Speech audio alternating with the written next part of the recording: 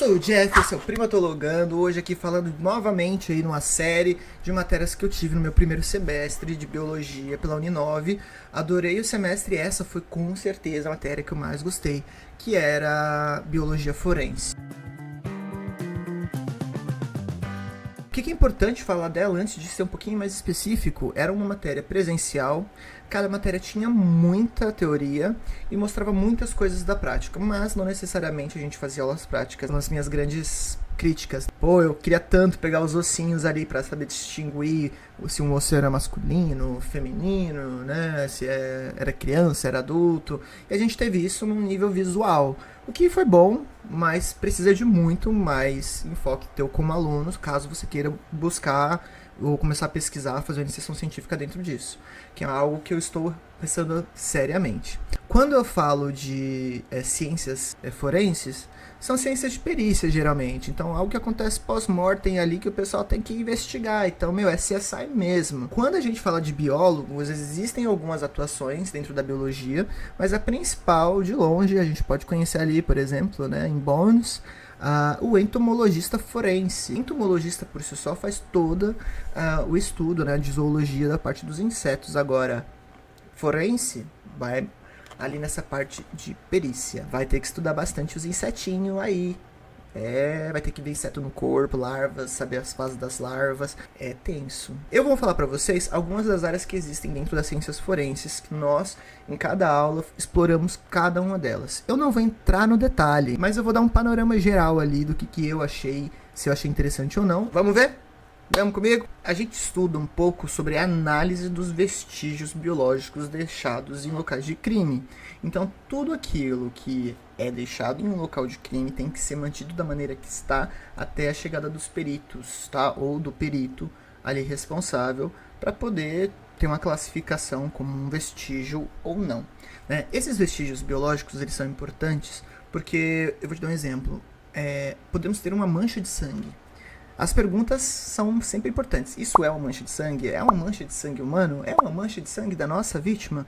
E para isso existem as metodologias que devem ser seguidas para acompanhar esse processo. Uma das grandes características de um biólogo forense é justamente atuar como perito nesse sentido e não necessariamente apenas... Eita, meu que bota fé. Não necessariamente apenas com aquilo que seja biológico, né? Apesar da expertise ser biológica. Aqui no Brasil, para a gente ser perito, Pra gente ser perito, a gente tem que passar em concurso público. Durante a formação, quando a gente passa, a gente aprende várias coisas que não só tem a ver com a biologia. Existem peritos aí de várias e várias áreas, que eu vou falar só algumas pra vocês. Antropologia forense, gosto muito da história da antropologia forense, eu gosto muito de discutir, problematizar como a antropologia forense foi e tem uma base racista, sim. É horrível essa história e eu gosto de usar ela também para poder desconstruir isso ao longo do tempo e se tornar um aliado ali junto com a antropologia social para entender a origem do ser humano como ser humano. A antropologia biológica ou a antropologia física em si tem esse papel.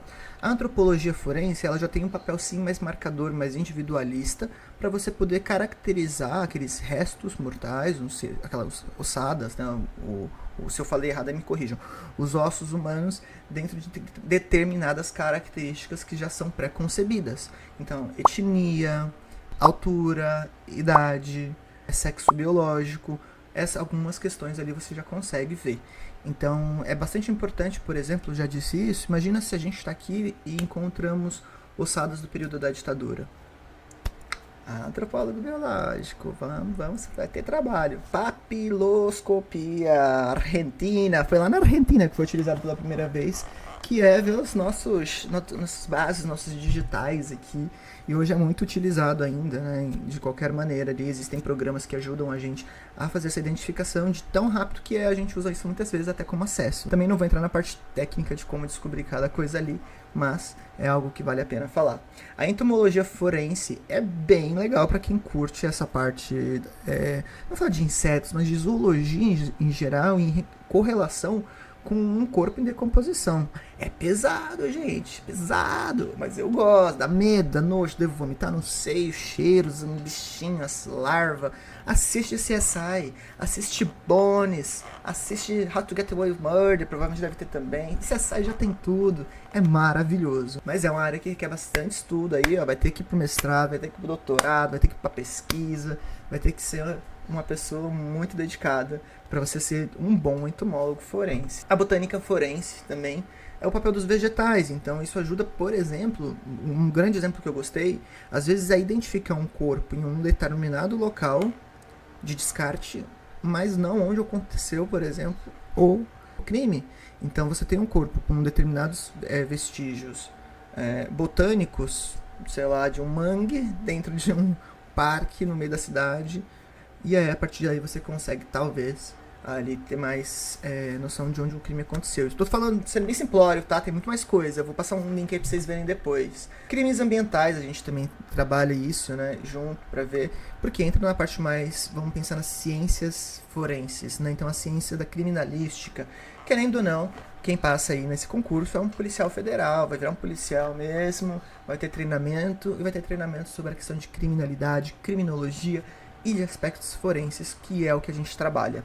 Gostei muito que no começo dessa matéria a gente teve aulas sobre o direito, também não vou entrar no detalhe, mas explicou-se bastante, né, o que são provas, o que são vestígios, como devem ser tratadas, qual é o papel de cada pessoa ali. Como eu disse, né, a gente tem que passar em concurso aqui no Brasil, a gente tem a possibilidade de fazer estágios dentro desses lugares para ver se é alguma coisa que a gente gosta.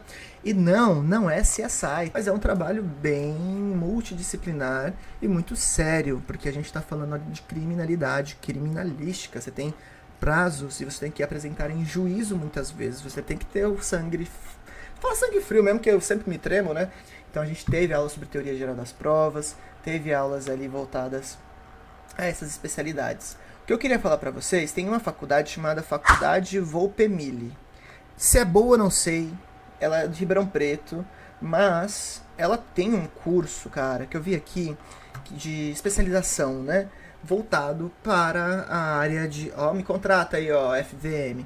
Voltada para a área de ciências periciais, né, perícia criminal e judicial. É uma matéria que eu me apaixonei e que eu vou rever aí durante o semestre, porque, não, eu não quero trabalhar com perícia inicialmente, não vou nem sei o que eu vou fazer da minha vida com biologia, mas dentro de antropologia biológica, pode ter certeza que eu quero me aprofundar 100%.